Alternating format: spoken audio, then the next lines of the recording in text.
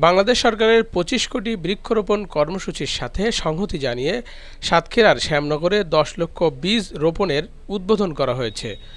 মঙ্গলবার উপজেলার বুড়িগলিনী ইউনিয়নের পাদদেশে অবস্থিত আকাশলীনা ইকো ট্যুরিজম সেন্টারের সম্মুখে উপজেলার ১২৮টি জনসংগঠন, উপজেলা স্বেচ্ছাসেবী অ্যাসোসিয়েশনের ২৫টি যুব সংগঠন, গ্রিন কোয়ালিশন ও গবেষণা প্রতিষ্ঠান বার্ষিকের যৌথ উদ্যোগে এ কর্মসূচি অনুষ্ঠিত হয়।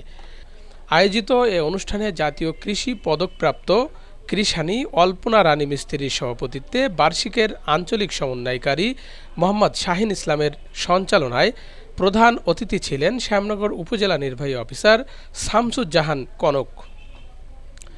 বিশেষ অতিথি ছিলেন সাতক্ষীরা জেলা গ্রিন কোয়ালিশনের উপদেষ্টা কল্যাণ ব্যানার্জি, যুগ্ম সাধারণ সম্পাদক এম বেলাল হুসাইন, শ্যামনগর উপজেলা গ্রিন কোয়ালিশনের সভাপতি কৃষ্ণানন্দ মুখার্জি, উপজেলা স্বেচ্ছাসেবী অ্যাসোসিয়েশনের সভাপতি সাইফুদ্দিন সিদ্দিকী, যুব নারী অনন্যা রাজ, স্থানীয় জনপ্রতিনিধি, সরকারি কর্মকর্তা, পরিবেশ কর্মী, শিক্ষক, সাংবাদিক, স্বেচ্ছাসেবী সংগঠনের প্রতিনিধি, গবেষক, কৃষক, যুব সংগঠনের সদস্য ও জনসংগঠনের প্রতিনিধি এবং বীজ সহায়তাকারী।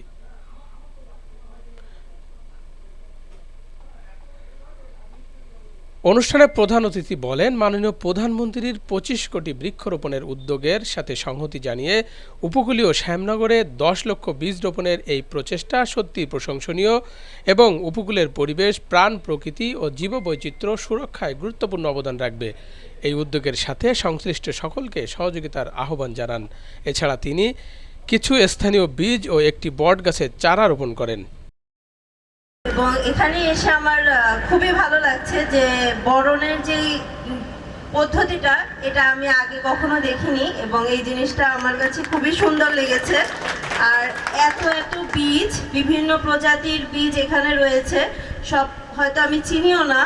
তো এটা যদি আমি পরিচিত হতে পারতাম, সময়টা যদি পেতাম তাহলে আরো ভালো লাগতো। কিন্তু এই যেই আসলে 10:30 বিজিবির ওখানে একটা প্রোগ্রাম আছে, এই জন্য আসলে সময় স্বল্পতার জন্য আমি খুব বেশি সময় আপনাদের দিতে পারছি না, এজন্য আমি আবারও দুঃখিত। কিন্তু যে প্রোগ্রামটা নেওয়া হয়েছে ১০ লক্ষ বীজ বপনের যেই প্রোগ্রামটা, কর্মসূচিটা নেওয়া হয়েছে, এটা খুবই সুন্দর একটা উদ্যোগ এবং আমাদের মাননীয় প্রধানমন্ত্রী যেহেতু বৃক্ষরোপণের উপরে সর্বোচ্চ অগ্রাধিকার দিয়েছেন, তো এই সময়ে এই উদ্যোগটা খুবই সময়োপযোগী এবং পরিবেশের জন্য খুবই একটা ভারসাম্য রক্ষার ক্ষেত্রে খুবই ভালো একটা উদ্যোগ। তো আশা করি এই যে প্রোগ্রামটা, এটা খুব সুন্দরভাবে সম্পন্ন হবে এবং এই কর্মসূচির আমি শুভ উদ্বোধন ঘোষণা করছি। এবং একই সাথে এই কর্মসূচির সাথে যারা সম্পৃক্ত আছেন তাদেরকেও ধন্যবাদ জ্ঞাপন করছি। যে সুন্দরবন আমাদেরকে বিভিন্ন ঝড় ঝান্টা, যে কোনো ধরনের দুর্যোগ থেকে আমাদের রক্ষা করে।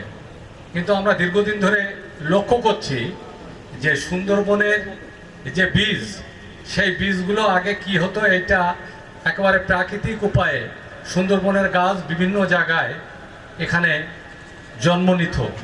কিন্তু এখন আমরা সুন্দরবনের যে বীজ, এই বীজগুলো যখন নদী দিয়ে ভেসে আছে, এগুলো আমরা লক্ষ্য করি যে এক শ্রেণীর মানুষ এই বীজগুলো ধরে জ্বালানি হিসাবে ব্যবহার করে। কিন্তু সুন্দরবনের জন্মের পর থেকে, সুন্দরবন এখানে যখন সুন্দরবনের এই যে গাছপালা এখানে জন্ম নিয়েছে, তারপর থেকে এই সুন্দরবনের যে বীজ, এই বীজ নদী দিয়ে ভেসে এসে চরে এসে আটকে যায় এবং সেখান থেকেই যে প্রাকৃতিক উপায়ে এই বীজ গাছ জন্ম নেয়।